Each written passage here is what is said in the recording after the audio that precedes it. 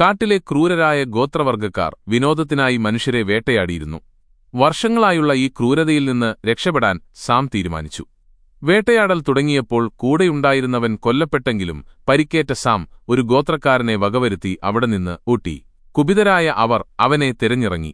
ഒരു മരത്തിനു മുകളിൽ സാം ഒളിച്ചിരിക്കുമ്പോൾ അവന്റെ മുറിവിൽ നിന്നുള്ള രക്തം താഴെയുള്ള ഗോത്രക്കാരന്റെ മേൽ വീണെങ്കിലും അവർ ശ്രദ്ധിക്കാതെ മുന്നോട്ടു നീങ്ങി. അവിടെയുണ്ടായിരുന്ന ഒരു കരിമ്പുലിക്കുട്ടി അതിന്റെ അച്ഛനെ കരഞ്ഞു വിളിച്ചു. മടങ്ങിവന്ന ഗോത്രവർഗ്ഗക്കാർ പുലിക്കുട്ടിയെ പിടിക്കാൻ ശ്രമിച്ചപ്പോൾ അതവരെ ആക്രമിക്കുകയും ഒരാൾ കൊല്ലപ്പെടുകയും ചെയ്തു.